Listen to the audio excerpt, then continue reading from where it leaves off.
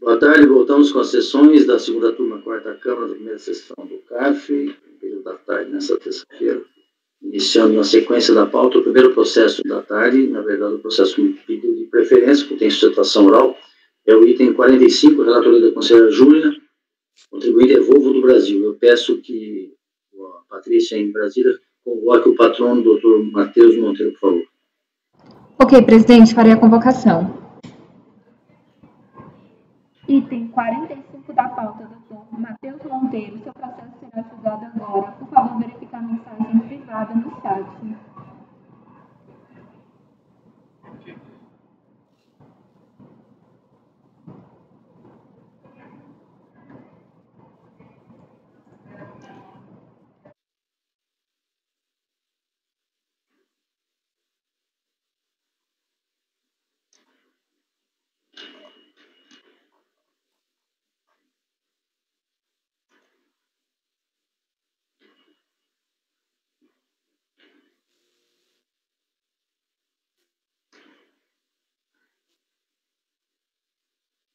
Matheus?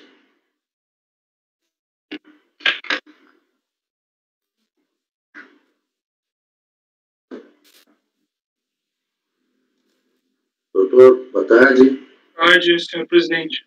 O senhor está me ouvindo? Eu escuto bem. Os senhores me escutam? Perfeitamente. Nós vamos iniciar o julgamento do item 45 da pauta. O senhor é o patrono, é a Volvo, contribuinte a Volvo, e a relatoria da conselheira Júlia. Então, Júlia, um breve relato, depois o doutor tem o tempo regimental para a sustentação. Os demais microfones fechados, por favor. Ok. Boa tarde. Esse processo aqui, na verdade, é um processo de saldo negativo, e esse saldo negativo ele foi composto por estimativas compensadas. E essas estimativas compensadas, elas foram glosadas nos respectivos processos. Basicamente, o que a recorrente sustenta é que, como aqueles processos, ela tem uma preliminar de nulidade, porque ela fala que no momento em que foi proferida a decisão da DRJ, ela nem tinha conhecimento de todos os processos, mas, de qualquer maneira, a alegação principal é de que esses processos, onde as estimativas foram glosadas, eles estariam com a exigibilidade suspensa, e, portanto, deveria se admitir que elas fossem utilizadas na composição do saldo negativo. Acho que basicamente é isso, e o doutor vai expor. Qualquer coisa a gente esclarece melhor quando a gente for fazer o voto. Obrigado, Júnior. Doutor, por favor, a palavra é sua. Obrigado, senhor presidente. O senhor me permite compartilhar a tela para uma apresentação? Perfeito. Fique à vontade.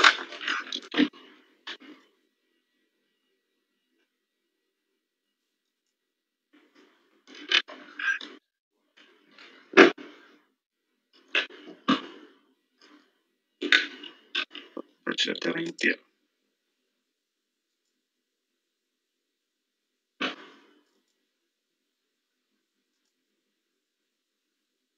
Os senhores estão conseguindo visualizar a apresentação? Estamos, sim. Então tá. Bom, senhores, muito boa tarde. Em nome da Volvo do Brasil, gostaria de um pouquinho da atenção dos senhores, só para destacar nessa sustentação alguns aspectos fáticos que envolvem essa discussão.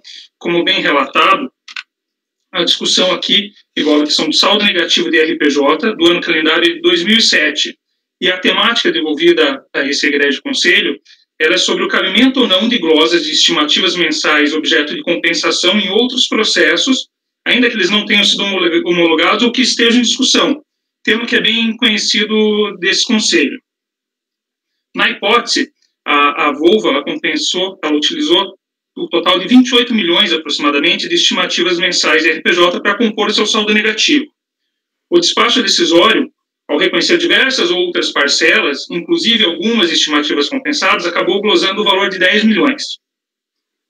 O acordo da DRJ, sobre o entendimento de que as estimativas mensais não constituiriam crédito tributário em si, não poderiam nem ser lançadas, e nem objeto de cobrança direta, manteve a glosa do valor de 7,4 milhões aproximadamente e adicionou um valor de 3,5 milhões, sob a perspectiva de que em outros processos os créditos originários que estavam sendo discutidos, nos quais os débitos estimativos haviam sido compensados, haviam sido reconhecidos. Bem, como também bem relatado, bem mencionado pela senhora relatora, o primeiro aspecto que a recorrente citou foi a nulidade do acordo da DRJ. Por quê? Porque ele se utilizou de diversos outros acordos proferidos também pela DRJ, contemporaneamente ao acórdão ora recorrido, dos quais, à época, a recorrente nem tinha ciência. Então, até para saber a extensão ou não, se os valores que haviam sido concedidos ou dos valores que estavam sendo reconhecidos estavam de acordo com aqueles processos, a recorrente não tinha como fazer essa verificação. Então, no entender da recorrente, isso equivaleria à falta de motivação ou fundamentação a ensejar a nulidade. Mas o aspecto central e de mérito que envolve a discussão diz respeito, basicamente, às estimativas compensadas nos meses de fevereiro, agosto e outubro de 2007. A recorrente montou essa tabela em que demonstra os 12 processos em que essas estimativas foram compensadas. Esses processos envolvem créditos de PIS, COFINS não cumulativos, vinculados a receitas de exportação. Pois bem, a situação deles é de que 5 casos já foram integralmente encerrados na esfera administrativa com homologação integral das compensações e, portanto, a recomposição desses valores. E os outros 7 ainda continuam em discussão administrativa, sendo que alguns teve alguns valores que foram parcialmente reconhecidos. Tem processos que estão em julgamento, tanto na DRJ como em julgamento perante o CARF. Nessa tabela também destacamos ali com uma flecha demarcando 2 casos específicos que a época em que proferido o despacho decisório, o acórdão recorrido, eles estavam aguardando a apreciação e após o despacho restaram integralmente reconhecidos e homologadas as compensações. Por isso, então, as estimativas referentes a esses 2 processos, no valor de 230 mil e 73 mil, devem necessariamente recompor a formação do saldo negativo, bastando por isso só já nesse aspecto a reforma do acórdão recorrido. Quanto às demais estimativas que ainda estão em discussão, há que se ressaltar que aqui está havendo uma dupla cobrança, e esse é o ponto central do questionamento da recorrente, no sentido de que, naqueles processos em que se discute as compensações, ela está sendo cobrada do valor, e, em contrapartida, também aqui ela está tendo subtraído o seu saldo negativo.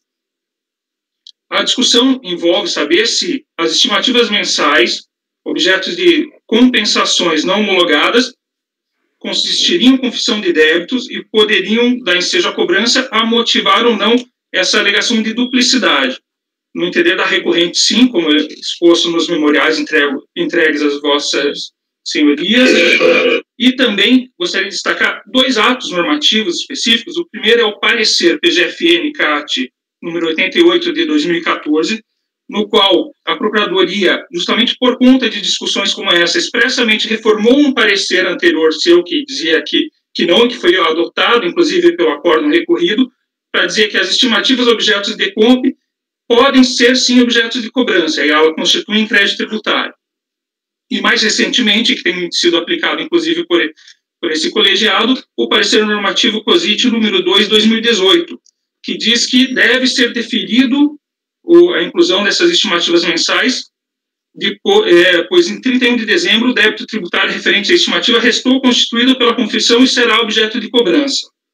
Nos memoriais, e nós aproveitamos aqui também nessa apresentação para trazer alguns acórdãos envolvendo a matéria. A própria Câmara Superior de Recursos Fiscais já vem aplicando esse entendimento, a exemplo do acórdão 9101-004-055, de relatoria do Conselho André Mendes de Moura, no qual ele afirma expressamente que não cabe a glosa dessas estimativas na apuração do imposto a pagar ou do saldo negativo.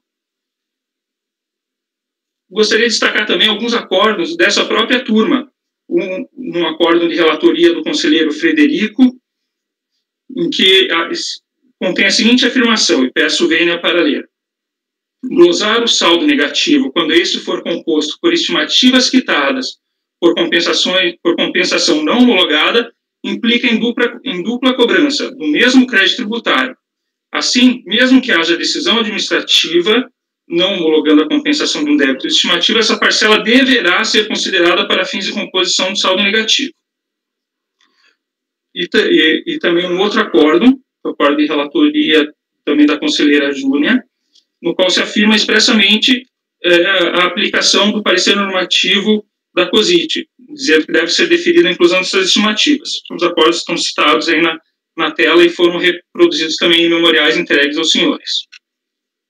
Bom, subsidiariamente, caso não se reconheça o direito à inclusão dessas estimativas na composição do saldo negativo, que se admite que apenas a título de argumentação, pois, como se viu, é um posicionamento já consolidado aí no âmbito do CARF, subsidiariamente requer-se ao menos o sobrestamento desse feito até que todos os outros 7 processos que ainda estão pendentes de apreciação na esfera administrativa sejam definitivamente julgados. Bom, eram só essas colocações, essas ressalvas que o contribuinte gostaria de fazer, e agradeço a palavra e a atenção dos senhores. Muito obrigado, doutor. Conselheira Júlia, seu voto, por favor. Pois não. O recurso preenche os pressupostos e conheço. Preliminar. Nulidade da decisão recorrida. Alega a recorrente nulidade do acórdão, uma vez que, para julgar a manifestação de inconformidade procedente, apenas em parte, está fundamentada em diversos outros acórdãos e nos recálculos por eles gerados, acerca dos quais a empresa sequer foi cientificada. Sendo assim, haveria, no caso em questão, ofensa ao contraditório pela defesa, uma vez que a decisão recorrida tomou como fundamento elementos constantes de outros processos, dos quais a recorrente não tinha conhecimento, pois sequer teria sido notificada. Com efeito, conforme os itens 18 e 19 da decisão recorrida, esta se fundamentou inteiramente nas decisões proferidas em outros processos administrativos. E aí eu transcrevo. No entanto, tendo em vista que no caso em questão existe posicionamento favorável da Receita Federal do Brasil que permite reconhecer no mérito a procedência do pedido, não há que se falar em nulidade por força do artigo 59, parágrafo 3º do Decreto 70.235. Parágrafo 3º. Quando puder decidir o mérito a favor do sujeito passivo, a quem aproveitaria a declaração de nulidade, a autoridade julgadora não a pronunciará, nem mandará repetir o ato ou suprir-lhe a falta.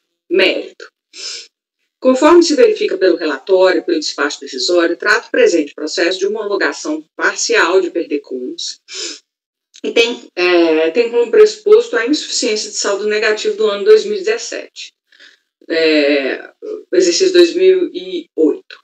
2007. O auditor fiscal considerou inicialmente que o saldo disponível para o referido exercício corresponde a R$ 5.908.816,90, o qual não seria suficiente. O que ocorreu é que, na apuração do saldo negativo levado a efeito pela auditoria, não foram computados alguns valores de estimativas mensais, objeto de compensações anteriores da empresa. Do total de R$ 95.700.629, 73 em estimativas mensais compensadas e comprovadas pelo recorrente, a quantia de R$ 85.331.617,96 foi considerada pela autoridade administrativa, havendo a desconsideração dos demais valores que formaram o saldo negativo pleiteado, estimativos de fevereiro, agosto e outubro de 2007. A recorrente alega que as estimativas de fevereiro, agosto e outubro devem integrar a composição do saldo negativo objeto de discussão no presente processo, na medida em que, consistindo a declaração de compensação e a DCTF em instrumentos de confissão de dívida, os eventuais débitos de estimativa serão cobrados através das vias próprias, não sendo razoável a diminuição do saldo credor do exercício sob pena de duplicidade na cobrança. Com o intuito de consolidar os entendimentos sobre a matéria no âmbito da Receita Federal do Brasil, foi publicado o parecer normativo COSIT RFB número 2, de 3 de dezembro de 2018, no qual se esclareceu que, tendo em vista a impossibilidade de cobrança de estimativas mensais de RPJ e CSL após o encerramento do ano calendário, uma vez que essas estimativas têm natureza provisória de mera antecipação, conclui-se pela impossibilidade da glosa do saldo negativo baseada em não homologação de estimativas mensais compensadas, quando os respectivos despachos decisórios estiverem com manifestação de inconformidade pendente de julgamento. E aí eu transcrevo a ementa do parecer. Também transcrevo razões, que eu não vou ler, porque já é de conhecimento da turma. Verifica-se assim que o referido parecer normativo orienta as autoridades a não glosar saldo negativo de RPJ-CSL constituídos por estimativas compensadas, cujo perdeconto não foi homologado, como no caso dos autos. Em face do exposto, dou provimento ao recurso. Propôs a relatora dar provimento. Quem quer se manifestar? Levanta a mão. Ninguém? Marco. Presidente, essa matéria já foi muito discutida, né? Eu olhei aqui rapidamente, eu já sei que eu vou ser vencido, né? Eu só vou divergir para propor o sobrestamento. Marco está propondo, está divergindo para sobrestar, seguido pagando.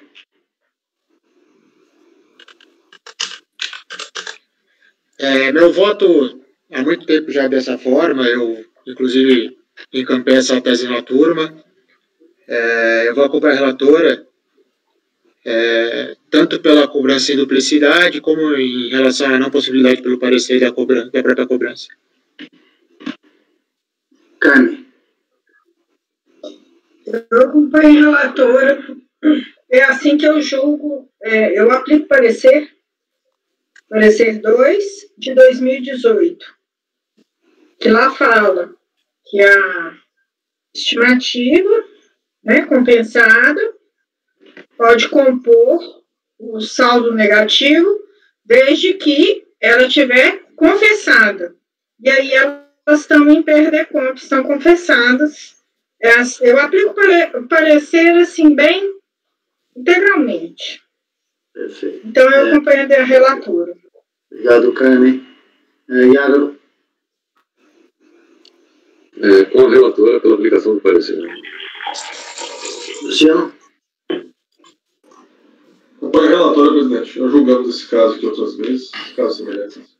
Tiago. Acompanho a relatora.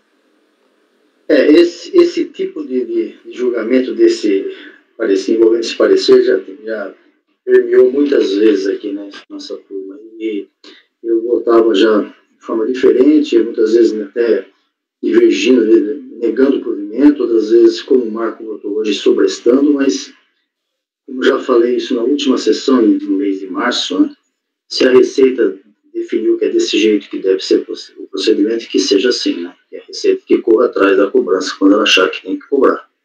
E não compete a nós aqui ficarmos fazendo imaginações de como é que isso vai ser feito. Isso é um problema que a Receita definiu, que assim deve ser feito. Então, até acredito que o Marco já manifestou também em outras oportunidades, que está revendo esse posicionamento, né? Porque a posição dele, que era a minha também, era bem conservadora para esperar esse julgamento em conjunto. Mas, como a Receita já defendeu, então eu também acompanho a relatora.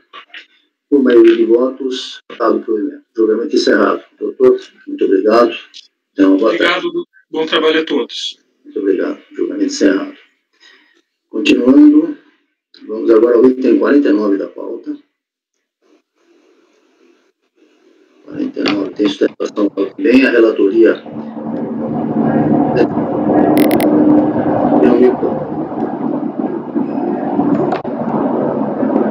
Tem um microfone ligado aí em alguma coisa muito barulhenta, mas já foi. A relatoria do Conselho pagando, item 49, vai haver sustentação oral, então peço a Patrícia, por favor, convoque o doutor Pedro Monteiro. Item 49. Ok, presidente, farei a convocação.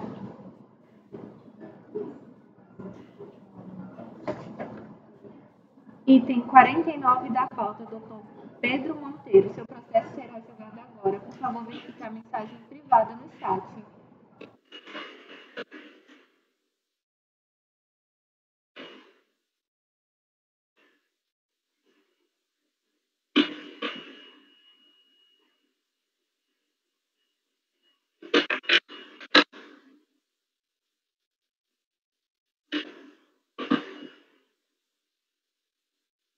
Enquanto o patrão não chega, eu acho que, tendo um comentário rápido, parece que nós conseguimos acertar essa parte de informática. Pelo menos está mais tranquilo agora, né? Estou vendo todo mundo, estou ouvindo bem. Doutor, seja bem-vindo. Boa tarde. Muito boa tarde. Nós vamos iniciar o julgamento do processo, o item 49, do qual o senhor é o patrono da empresa, né?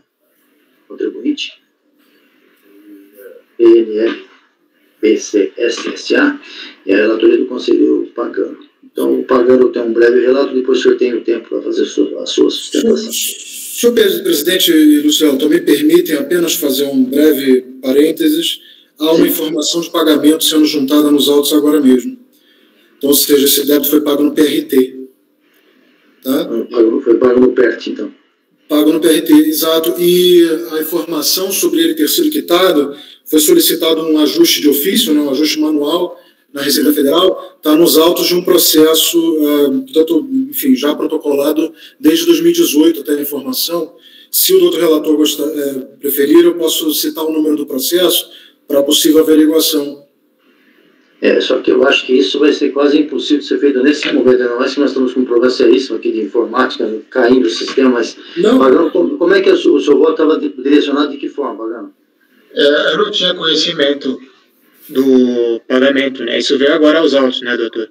Sim, veio hoje mesmo, só infelizmente conseguimos hoje a empresa nos mostrasse o pedido, né, de consolidação manual, né?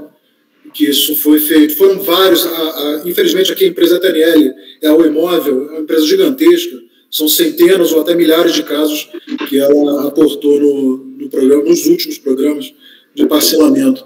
A informação nova, inédita, então em homenagem aqui ao doutor relator e essa turma, essa Câmara, eu queria apenas já direto destacar a informação. Ok, muito obrigado, doutor. Deixa eu perguntar ao relator, o encaminhamento do seu voto, essa informação é relevante, né? Claro, deve ser relevante. Essa informação, na verdade, pelo que eu entendi, ele está desistindo do processo, né? Ele está desistindo da... Por isso que eu estou perguntando. Eu não sei o que o patrono gostaria agora, porque meu voto, eu dei meu voto, eu analisei as alegações, o mérito, né, da compensação. Enfim, agora eu não sei como é que o doutor quer proceder, se ele vai desistir, se ele vai deixar de sustentar. O problema é que se nós temos isso aí, Pagano, é melhor tirar esse processo de pauta e voltar o mês que vem, já com essa informação já dentro dos autos aí, para que a gente possa fazer uma análise melhor, inclusive protegendo o próprio contribuinte e protegendo a sua relatoria também, né? Veja, por mim tanto faz, o meu voto, eu ia converter o processo numa resolução, converter o processo em diligência. Então, resolução eu vou tirar de pauta e mês que vem ele volta, já com essas informações completas. Não, mas aí o que acontece, presidente? Se ele, pelo regimento e pelo manual do contribuinte, se ele apresentou a desistência, eu, por despacho, já encaminho a você e ele não volta mais para julgamento. Não, tudo bem, você tem razão. Só que você tem que checar se essas informações, se os valores são suficientes. Isso é o que eu estou dizendo. Não dá para fazer isso agora, né? Não. Mesmo que mesmo assim, não seria eu, né, a entidade competente para dizer se o débito foi totalmente quitado com as autorizações, né? Perfeito, tem razão também. Bom, então vamos fazer o seguinte, vamos resolver da seguinte maneira, vamos converter esse processo em diligência que vai para a unidade. Esse pagamento foi juntado já ao processo, doutor, ou o senhor vai juntar ainda? A informação que eu tenho é que já foi juntado agora, mas eu posso inclusive dizer ao relator o número do processo onde está a informação da consolidação do então, presidente, então se for possível a retirada de pauta para análise para a próxima sessão... Espera só um pouquinho, o Marco quer se manifestar. Marco, sua posição. Processo aberto aqui, né, e tem um pedido às 13 horas e 21 minutos da tarde de hoje. Agora. Contribuinte e quitação de um comprovante, né, entre outros documentos, procuração, etc. A petição é bem sucinta, né? É um PDCOMP, né? Mas ele fala que assim, a petição é bem sucinta, assim, posso dar uma liberdade de ler, um parágrafo e meio, praticamente.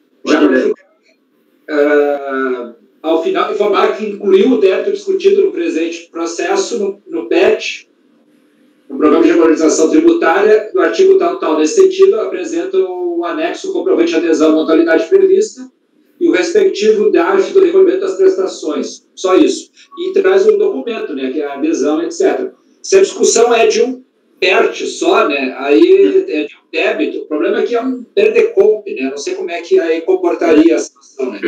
Deixa eu fazer uma sugestão. Pode falar, Marco. Água. Essa questão do PERT, a unidade tem que verificar depois se o débito realmente está incluso, não é uma coisa tão bater o olho no pagamento dado. Eu sugeriria, já que o relator iria converter em diligência, que ele acrescentasse essa informação no dispositivo final da diligência dele e ele, se for o caso, depois as pessoas votam e só encerram o processo. Isso, eu acho que é bem prudente e conservador fazer isso, entendeu, Pagano? Você vai juntar essa informação que o patrão trouxe, esses documentos, e convertemos em diligência. A unidade, como o Iago falou, a unidade de origem vai checar isso aí, porque não dá para dizer que se esse valor é suficiente, não é? Não dá pra dizer. Ok, mas então... Então não vamos retirar... mas acho que já não precisa nem fazer o relato, se você quiser, tudo bem. Mas vamos converter em diligência para que a unidade de origem, à vista dessa documentação juntada hoje às 13h21, como o Marco acabou de ler, a unidade de origem se posicione se isso é suficiente para atender os requisitos e que realmente desistiu do processo. Ok? Agradeço, presidente, relator. Deixa eu só entender. Então, enquanto ao débito, a gente vai pedir para a unidade de origem verificar se foi quitado. Enquanto ao crédito, que está sendo discutido... Porque ele estava pedindo um crédito e estava fazendo uma homologação com isso aí. Agora ele pagou o débito. É isso? Mas o crédito a gente não analisa, então. Não, no momento não. Vamos mandar para a unidade de origem checar esse débito aí, porque está desistindo do processo. Está desistindo? Não necessariamente, não vai entender. Não, então, porque eu só tenho uma dúvida, até posso perguntar para o patrão, porque a gente está analisando um pedido de compensação, a gente analisa o crédito e o débito. O débito ele está pagando mediante PERT. Não, desculpa. Pode falar, Iago. Desculpa, não, Pagano, a gente não está analisando o débito. O contribuinte está dizendo que o débito que estava sendo cobrado pela não reconhecimento do crédito foi incluso no PERT. Isso, e eu estou falando que a gente não vai analisar o crédito, então, no PERT. Nós não vamos analisar nem o crédito nem o débito. Nós vamos dizer o seguinte, em vista do contribuinte ter anexado uma nova informação aqui, minutos antes da sessão, informando que esse débito foi incluído no PERT, a gente vai fazer uma diligência para que a unidade verifique se esse débito realmente está sendo cobrado aqui foi incluído no PERT ou não. Ponto. Se não foi, eu acho até que você pode abrir aquela outra parte da diligência que você estava mencionando, que é em relação ao crédito. Daí persiste a questão do crédito, entendeu? Sim, mas mesmo ele tendo pago o débito, ele ainda tem direito do crédito, né? Tem direito a mais. Tem direito a mais. Não, ele incluiu o débito, ele renunciou, né? Sim, do débito, mas o crédito ele tem direito de reconhecer ou não, né? Da compensação. Fala, Marco. Ele renunciou da compensação. Claro que se o contribuinte não pediu, já decaiu esse direito de repetição do indébito, né? Porque foi em 2013 o pedido, né? Não, ele fez o pedido para reconhecer o crédito e compensar com o débito. Ele está pagando o débito. Então a gente não reconhece o crédito? É uma questão. Mas olha, o que nós temos aqui é uma renúncia do recurso, entendeu? Ele apresentou um pagamento. Ele disse o seguinte: não apresentou pagamento, mas apresentou uma adesão ao parcelamento. Uma preclusão lógica, entendeu? Ele está parcelando. Então ele está desistindo do recurso, não tem as duas coisas. Então, o primeiro que vocês têm que fazer é o seguinte: foi realmente incluso aquele débito integralmente no PERT? Essa resposta nós não temos. Só vamos poder ter se a unidade verificar lá, porque não é uma tarefa meio complexa essa de olhar no PERT se foi incluso ou não. Então ele está desistindo do recurso. Deixa o Iago completar. Isso, essa é a primeira parte. Agora, vamos supor que aconteça o seguinte: a unidade conclua que ele não incluiu, ou que não incluiu todo o débito. Aí nós temos que analisar o crédito que está pendente ainda.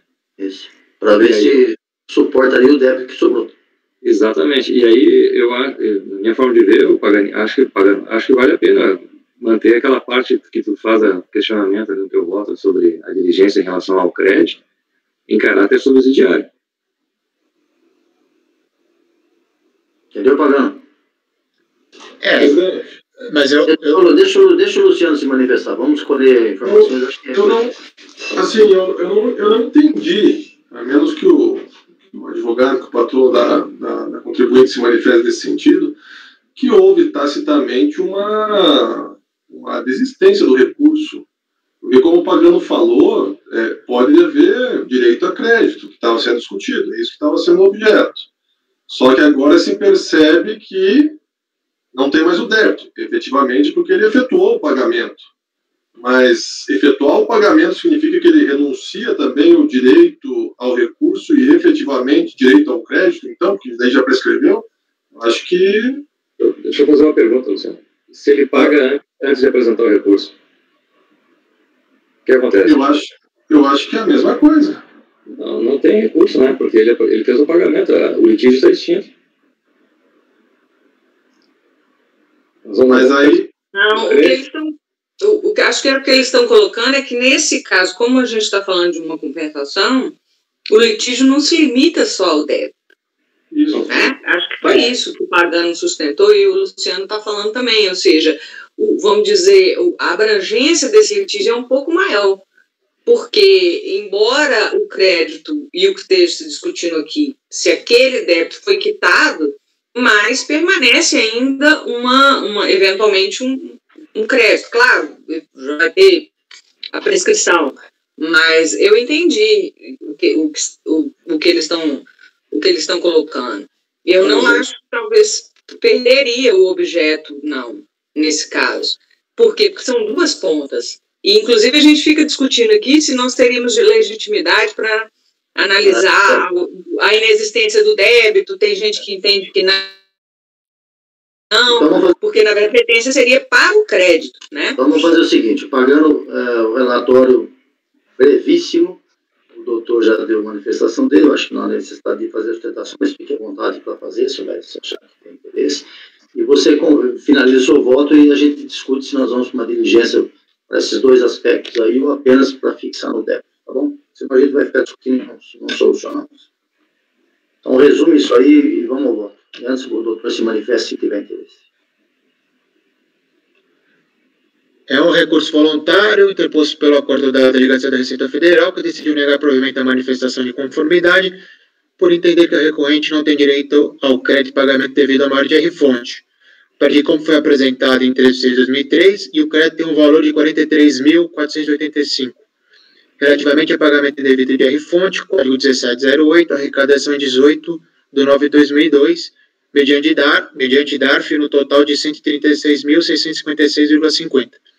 Os débitos referem à R-fonte do mesmo código, do ano calendário 2003, e somam R$ 43.485.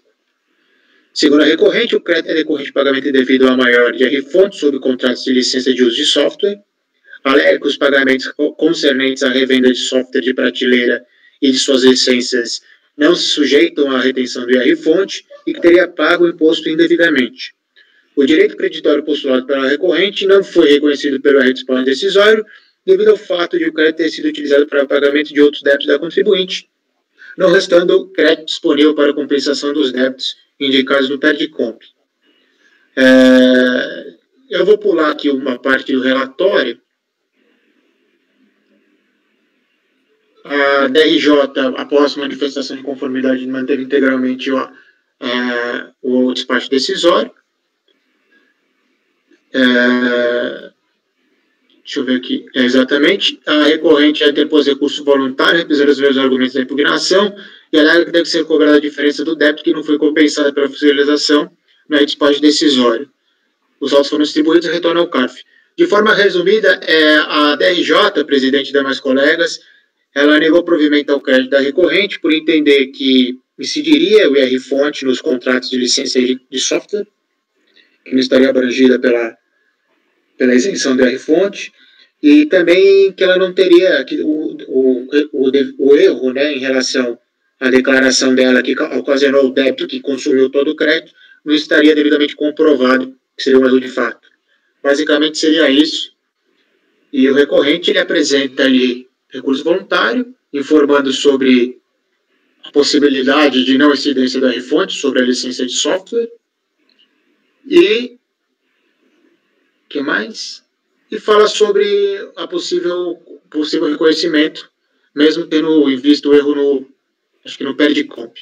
Basicamente é isso, de forma bem resumida, sem precisar ler o relatório inteiro. Se o patrão quiser que eu acrescente alguma coisa, fica à vontade, doutor, eu posso. Se não, a palavra é sua. Só um minutinho, doutor. Inclusive, no final, você resumiu aqui, Pagano, acredito que seja, evidentemente, um recurso voluntário, informando que o contribuinte interpôs o recurso voluntário, revisou os argumentos de impugnação, alegando que não deve ser cobrada a diferença do débito que não foi compensado. Ou seja, naquele momento ele dizia que não deveria ser cobrado essa diferença do débito. Pelo que tudo que eu entendi, é exatamente o que ele está fazendo agora, pagando esse débito aqui que ele estava assim, descontando conta. Então, a princípio, eu vejo, acompanho sim a posição de alguns colegas aqui já colocados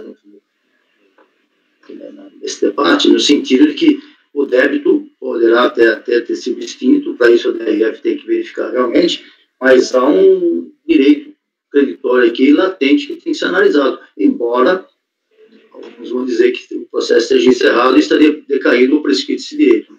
Esse é um ponto que me parece sim, bastante interessante. Fala, Luciano. Eu fiquei refletindo um pouco sobre isso, ainda que possa eventualmente não ser utilizado esse crédito, ele é importante também para a eventual contabilização futura de pagamento estimativo ao saldo negativo.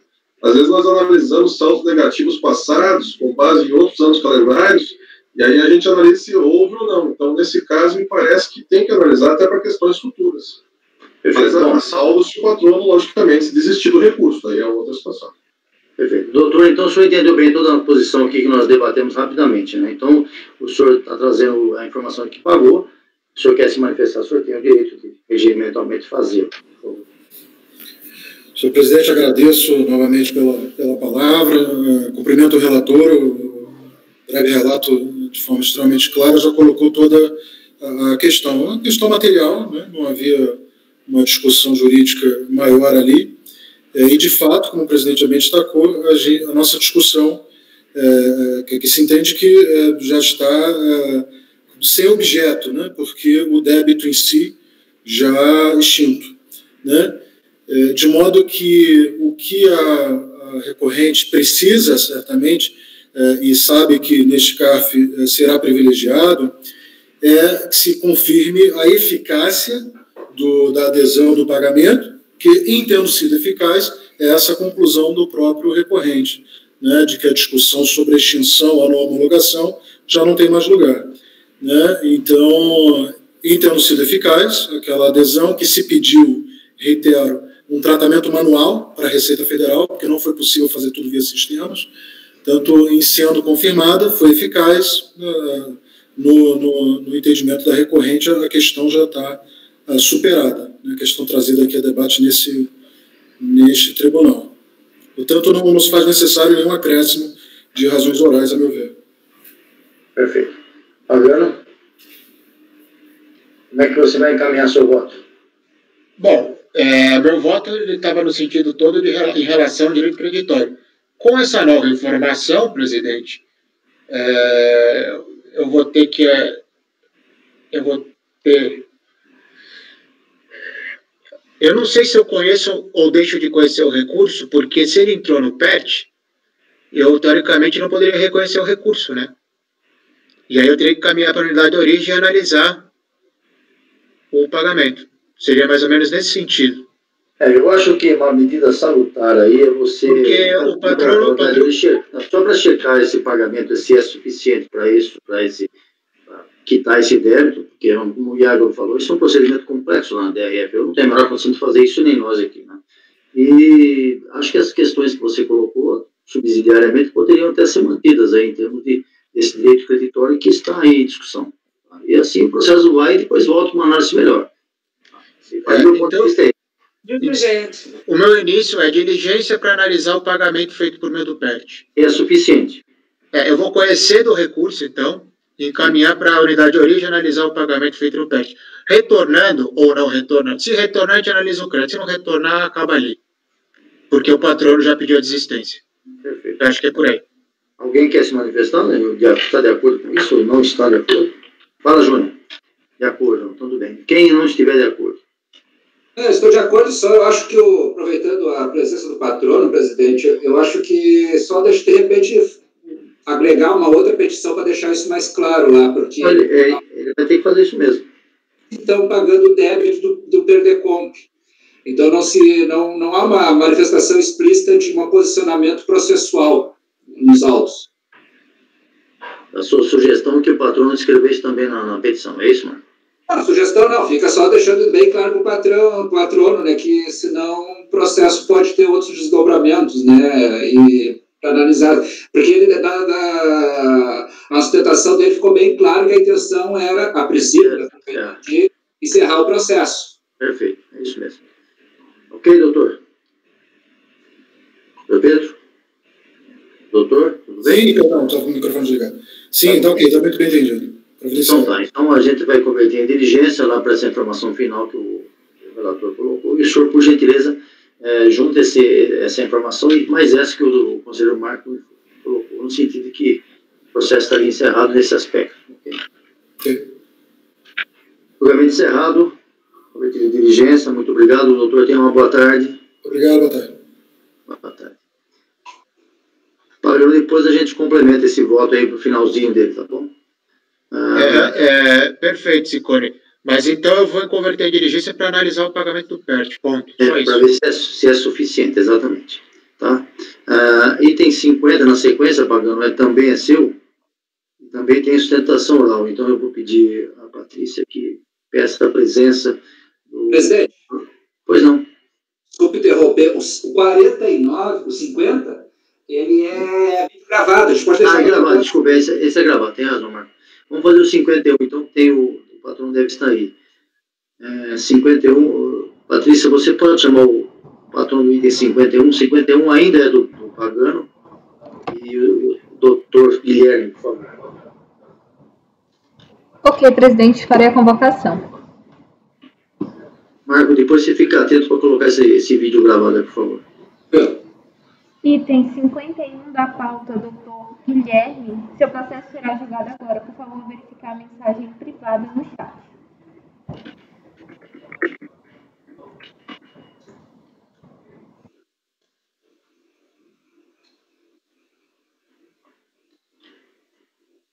Item 51, viu, Patrícia?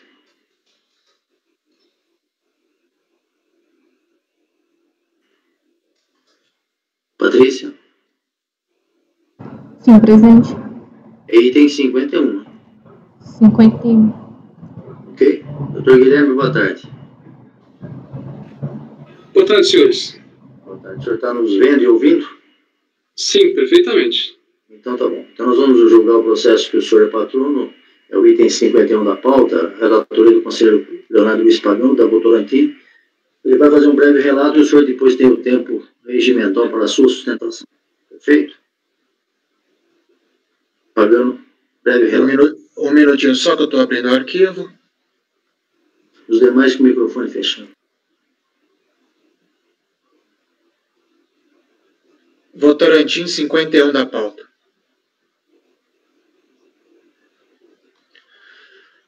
Pessoal, presidente, demais colegas, esse aqui é um recurso voluntário interposto pela DRJ, que julgou improcedente a manifestação de conformidade. É um pedido de compensação. A recorrente petrou mandado de segurança, visando que a autoridade administrativa procedesse a análise, dentre outros, do pedido de restituição. A liminar foi concedida, esse pedido aqui, inclusive. O despacho decisório de análise foi efetuado pela autoridade administrativa, sendo reconhecido apenas o direito creditório a favor da contribuinte, no importe de R$ 282.018,28 centavos, sob o fundamento de que as estimativas mensais de CSL compensadas, cujas compensações ainda não foram analisadas, ou que já foram analisadas, mas não foram homologadas, não gozam de certeza de liquidez, e, portanto, não podem compor o saldo negativo do exercício. O recorrente tinha CSL apurada no período de 572.938, e foi reconhecido pelo despacho decisório o crédito estimativo de CSL de 282, aproximadamente. Restou CSL a pagar de 290 mil, ao invés de saldo negativo de CSL. Os quadros a seguir, os colegas podem analisar, extrair do despacho decisório, detalhe os valores confirmados. Cientificado do despacho decisório, em 3/10/2013, a interessada apresentou em 18/10/2013 a manifestação de conformidade, acompanhada dos documentos de folha 148/61, onde alega em síntese aquele alego em relação aos pericontos,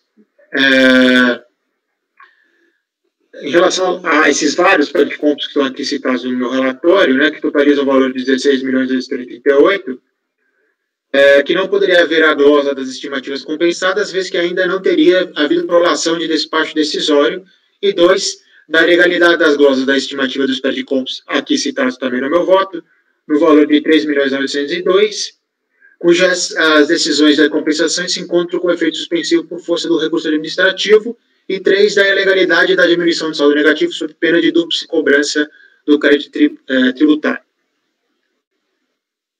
A RJ decidiu converter o julgamento de diligência para que a DERAT informasse se existiam mais compensações estimativas homologadas e juntasse extratos indicando tais informações. A contínuo, a DRJ julgou parcialmente procedente a manifestação de conformidade, reconhecendo mais estimativas cujas compensações foram homologadas conforme o quadro abaixo. Mas o quadro que vocês podem analisar aqui no meu voto. Portanto, conforme quadro acima, foram extintas por compensação as estimativas mensais e a DRJ reconheceu o valor adicional de R$ 5.498.863,24. Sendo assim, já incluído o valor de R$ 282.018,28, reconhecido no despacho decisório, e subtraindo o valor de R$ 572 da CCL devida, o acordo da RJ reconheceu o crédito saldo negativo no total de R$ 5.498.863,24. O valor que o acordo reconheceu, no importe de R$ 5.498.000, relativo às compensações estimativas homologadas, e registrou a seguinte emenda. A emenda, conformada a recorrente do recurso voluntário com os mesmos argumentos de defesa. Em seguida, essa colenda turma, ao analisar o recurso voluntário da recorrente, decidiu converter o julgamento em diligência para sobrestar o julgamento até que fosse prolatada a decisão definitiva nos processos de compensações estimativas que compõem o saldo negativo que se pretende compensar nos autos. Ato contínuo, a recorrente apresentou petição informando o parecer COSIT 2 de 2018, requerendo o provimento integral do recurso voluntário com reconhecimento do crédito e homologação integral das compensações. Na sequência, a fiscalização se manifesta por meio de despacho de devolução, informando que não se deve aguardar o julgamento dos outros processos. Basicamente, o relatório é esse. Agora, de forma muito sucinta, presidente, para terminar, nós vamos tratar aqui do parecer COSIT 2 de 2018, daqui para frente. Esse é o voto. Tá? Quando a gente for votar, nós não estamos votando ainda, é só a matéria. Perfeito, Pagano. Doutor, a palavra é sua. Bom, boa tarde, senhores conselheiros. A questão fática foi muito bem sintetizada pelo relator. Eu vejo que temos aqui um período de restituição ou compensação de um saldo negativo de CSL do exercício de 2011, competência 2012, que foi formado por estimativas que foram quitadas por compensação.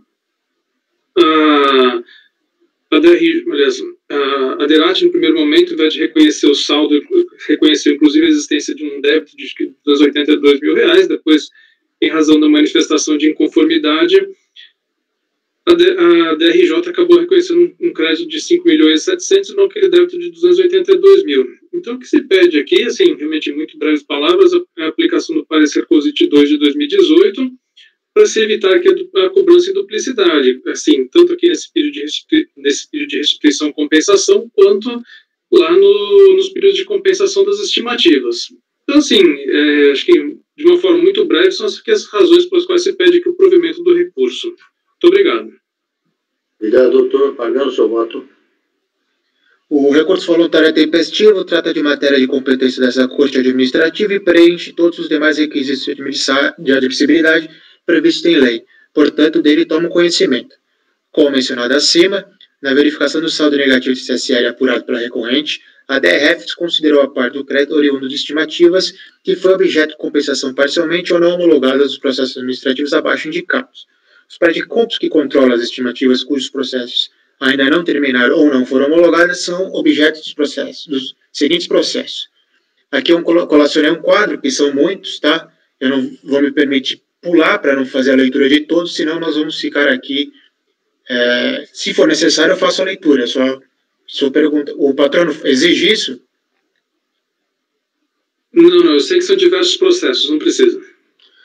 No entanto, a defesa da Receita Federal glosar parcelas de saldo negativo relativas às estimativas que foram objeto de compensações não homologadas, ou homologadas parcialmente, uma vez que os próprios débitos confessados em DICOMP, conforme o parágrafo 6º do artigo 74 da 9430, serão cobrados por força do que determina o parágrafo 7º e 8º do artigo 74 da Lei 9430, concomitante com o parecer PGFN, CAT, 88 de 2014 e parecer normativo 2 de 2018. Por conseguinte, não cabe a glosa da estimativa compensada nos processos acima indicados na apuração do saldo negativo apurado na DRPJ, uma vez que implicaria em dupla cobrança da estimativa, consoante se explica a seguir. Conforme disposto no parágrafo 6º do artigo 74.9.430, o PRICOM possui uma condição de dívida ensejando cobrança de débitos objeto de compensações não homologadas, como determina o parágrafo 8º do mesmo dispositivo em verbis.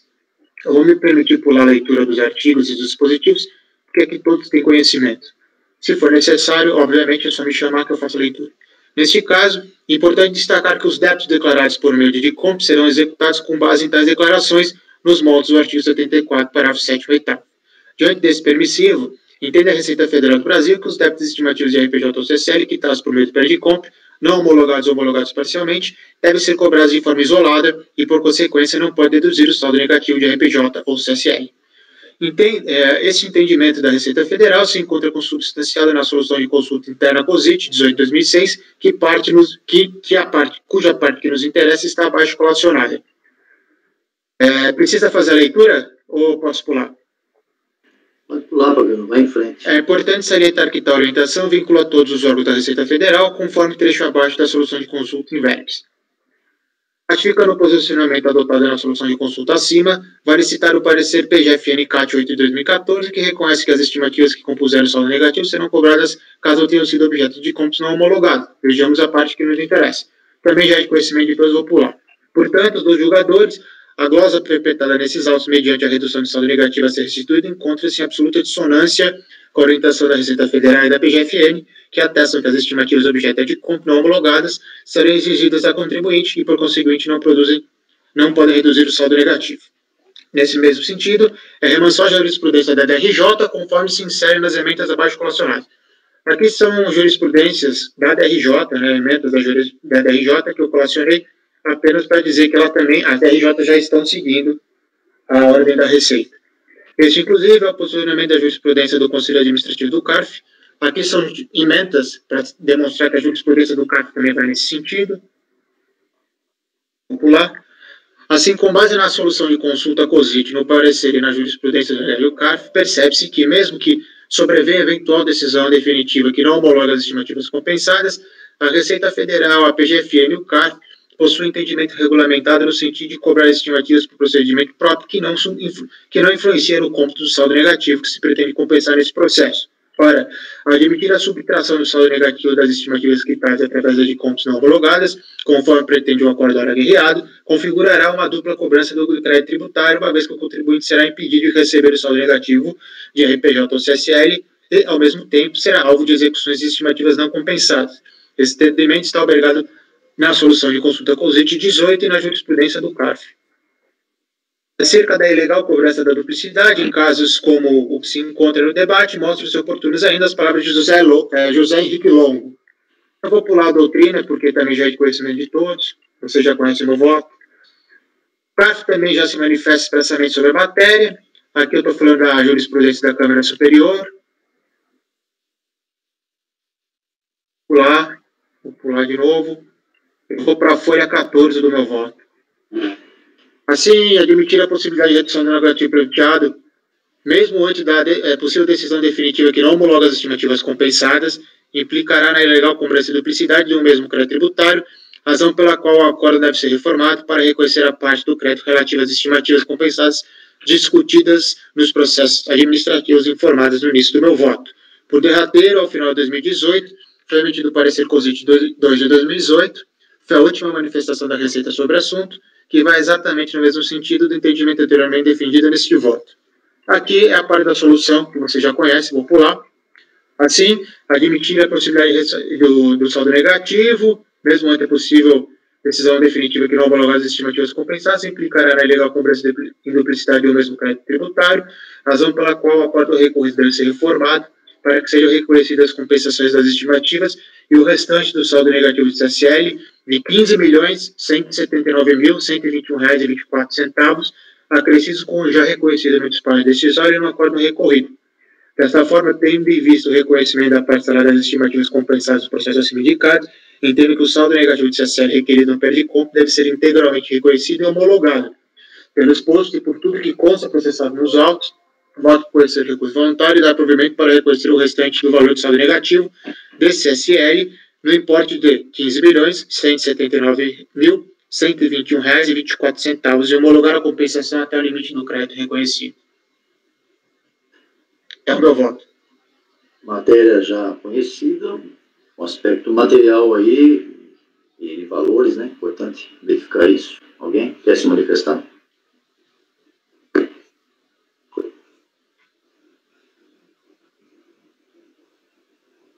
Ninguém?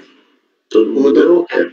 Pois não? Doutor, eu queria perguntar para o patrão. Doutor, se eu confirmo o restante do saldo negativo que está para ser reconhecido, é esse valor? Sim, eu confesso para você que eu não fiz essa conta, viu? Assim, eu não realmente esse valor eu não vou saber te dizer nesse momento. Não, perfeito. Eu fiz a conta, qualquer coisa o senhor pode embargar, mas está certinho. Pode ir. Tudo bem. Não tem problema. Ok. Marco, quer falar alguma coisa? Não, presidente, eu acho que eu estava olhando esse processo agora aqui, né, a própria unidade, tudo, eu vou acabar, é um momento que eu já estava refletindo há muito tempo, né, eu tenho meus motivos para não acatar o parecer normativo 2, mas, que já expus outras vezes, mas eu vou, a partir desse voto aqui, eu vou mudar minha posição e vou acompanhar já o colegiado, em respeito tanto ao princípio do colegiado, como também ao amadurecimento um pouco de posição. Materialmente, eu ainda acho errado aquele parecer normativo 02, tá? Mas, considerando a questão processual e a própria órgão arrecadador e fiscalizador já está se posicionando dessa maneira, não vejo sentido também eu ficar aqui em contra o mesmo. Então, eu vou mudar, a partir desse voto aqui, eu vou mudar minha posição e vou acompanhar, então, o colegiado já nessa matéria, reconhecer como válida a aplicação do parecer normativo 02 de 2018. Com relação a essa parte material e de valores aí, há alguma possibilidade de se ver alguma coisa, ou isso aí está bem claro? Que os valores são relevantes. Presidente, eu fiz o cálculo algumas vezes, tenho certeza que está certo. É só se alguém quiser se contrapor, o patrono, mas eu acho que é exatamente isso. Então, tá bom. Então, o Marco já voltou acompanhando. Desculpa. A glosa no despacho decisório foi de 16.838. Tá? Vamos ver se a DRJ deu alguma participação, alguma parte. Deu parte. A DRJ deu um adicional de 5 milhões. Então, em tese, era para estar sobrando 11.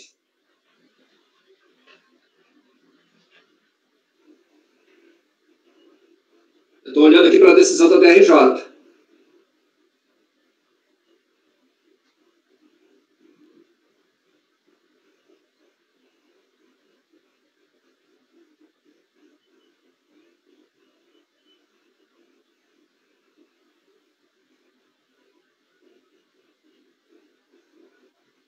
Esse aspecto material que é mais complicado. Né? Não é não, presidente, porque ele pediu 20 milhões de saldo negativo, 1.677.984,48. Se você subtrair os 282 dado pelo despacho decisório, menos os 5.498 que foi dado pela DRJ, sobra exatamente esse valor que eu te falei, 15 milhões e alguma coisa. Deixa eu ver aqui, esses 5 milhões... no valor adicional, é que a redação ficou meio estranha na decisão da DRJ, né? Ele fala, a decisão da DRJ assim, ó, a glosa lá no despacho decisório foi de 16.600.000, tá? Aí a conclusão da decisão da DRJ é que eu não sei se ela foi bem redigida. Ela fala assim, faço todo o exposto, pode considerar procedente em parte a manifestação de conformidade para reconhecer em parte o direito peditório no valor adicional de 5.498.000. Eu não sei se esses 5.498.000 já está em relação aos 20 que ele pediu ou em relação aos 16 que já foram glosados. Em relação aos 20, Marco, que você vai ver também, que tem um quadro no relatório do meu voto, que está na folha 4, que lá vai estar o valor integral que ele tinha, que o acordo reconheceu, que vai tirar o valor que a DRJ reconheceu o despacho decisório e vai sobrar o valor de 5.498. Então, esse aí é o valor que a DRJ deu, então. Exatamente. Os 5.400 mais os 282 dá os 5.789. Isso. É exatamente isso. Então tá. É que eu lendo aqui a decisão da RJ, dá a entender que o despacho decisório usou só 16 milhões, não os 20. Não, então, tá confuso. A DRJ deu uma confundida mesmo, mas é isso aí. Eu tive que analisar algumas vezes. Ok. De qualquer maneira, eu acredito que a DRF vai acabar fazendo uma checagem no final. Espero, né? Marco, então, mudou o posicionamento, os demais acho que mantém a posição já anterior, que nós já julgamos hoje, né? Então, unanimidade, dado o método do curso voluntário para refeitório no valor explicitado pelo relator e homologar as compensações até o valor hora reconhecido. Regulamento encerrado. Obrigado, doutor. Muito obrigado, uma boa tarde a todos. Boa tarde também. Seguindo, próximo item da pauta é o item 52. Pagano, aqui tem um detalhe. Esse processo de relatoria do Luciano, item 52, Pedra Preta. É um nome difícil de falar, hein? Pedra Preta. Você não está impedido nesse processo, não? Pagano. Que eu me lembre? Eu estou impedido? É do grupo Itaú Unibanco. Eu tô. É só agora que o senhor viu, né? Vai ficar com 7 aqui. Mas eu já julguei esse processo com ele, espera um pouquinho só. Não sei, é com você isso, né? Eu estou levantando aqui uma coisa que vocês estão vendo aí. Mas não dava para saber que o Pedra Preta era do grupo, presidente. Tá.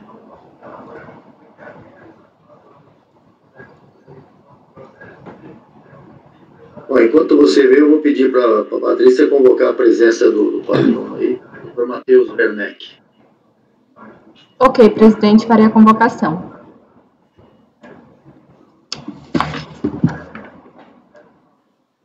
Vai vendo aí, Pagano, antes de começar. Item 52 da pauta. Item 52 da pauta, doutor Matheus Rodrigues, seu processo será julgado agora. Por favor, Luciano. Oi, Pagano. Eu não estou conseguindo entrar no e-processo. No e-processo, nos andamentos, não tem despacho nenhum meu aí, né? No seu processo. Deixa eu dar uma olhada. Porque essa empresa não tem problema. Deixa eu abrir aqui só um pouquinho. Eu não me lembro de nenhum, tá? Não. Vou procurar com o seu nome aqui. Teria que estar no final do processo um despacho, informação. Esse despacho geralmente é quando a gente recebe sorteio pagando e devolve, tá? Nesses casos aqui, às vezes não tem. Nesse caso, eu já olhei aqui, não tem. Então, não tem. Eu não tenho problema com essa empresa, não. Não tem? É que às vezes esse despacho é quando a gente recebe sorteio e devolve. Aí tem o despacho. Mas o de impedimento. Mas quando é pautado e se existe o impedimento, não estou dizendo que existe nesse caso, aí não vai ter despacho, tu não olhou esse processo, tu não sabe. Então. Eu não tenho, não, presidente. Até o momento eu não tenho. Doutor Matheus, boa tarde.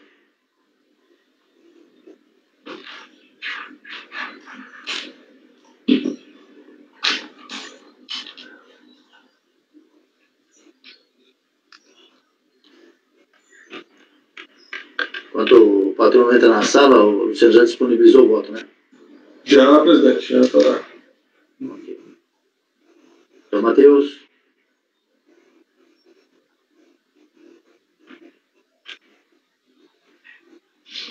Está sem conexão.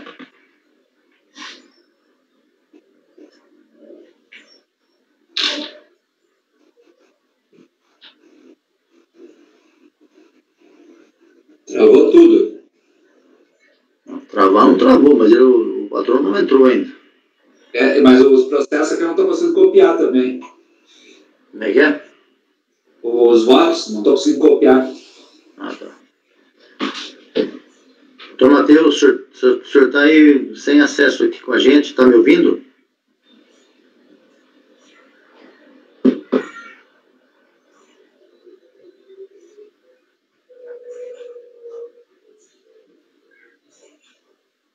O microfone está fechado, parece. Na câmera também ele está sem internet aqui, a internet dele está perdida. Ah, é verdade.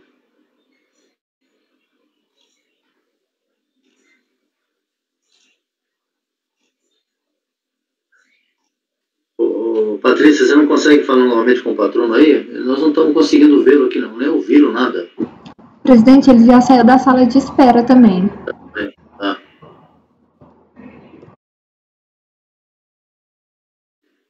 E o Pagano, você que tem alguns casos de impedimento aí, que de regra acontece na toda a sessão, quando esses casos estiverem assim, é bom você verificar essas empresas de grande porte, assim como o Itaú, eles têm muitas empresas ligadas, né? Eu não sei se todas elas você estaria impedido, mas é sempre bom olhar, né?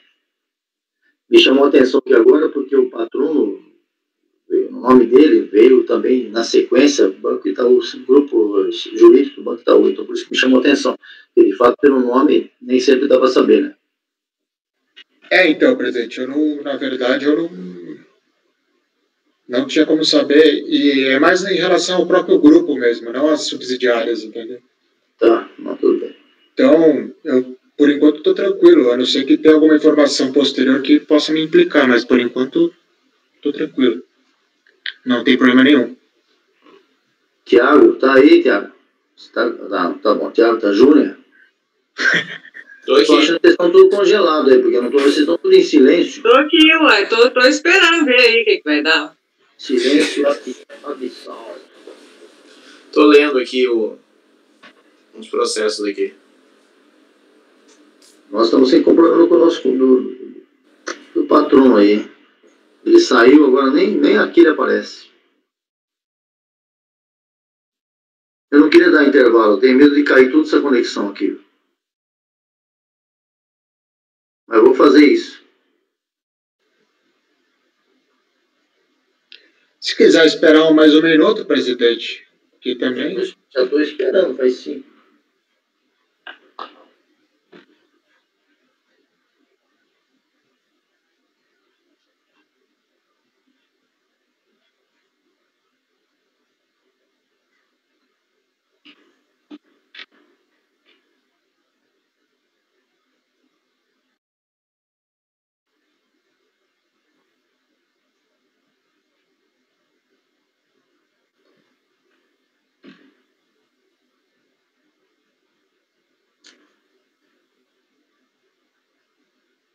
Eu acho que eu vou dar um intervalo mesmo, né? Porque não dá não.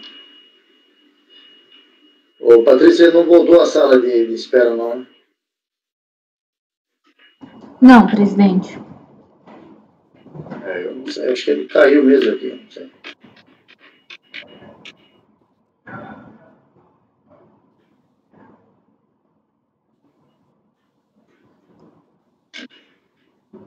O senhor também pode ir julgando outros itens e quando ele aparecer eu posso avisar o senhor.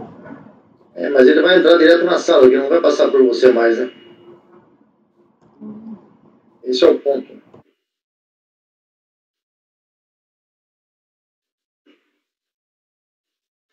Ele vai entrar no meio do julgamento, né? Exatamente. Entra no meio aqui. Bom, vamos fazer o seguinte, vamos dar um intervalinho de 5 minutos, vai. Começamos. Acho que não desliguem isso aqui tudo, tá? Vamos deixar ligado. Vamos dar um intervalo de 5 minutos. Pode ter 5 minutos de intervalo. Ok, presidente.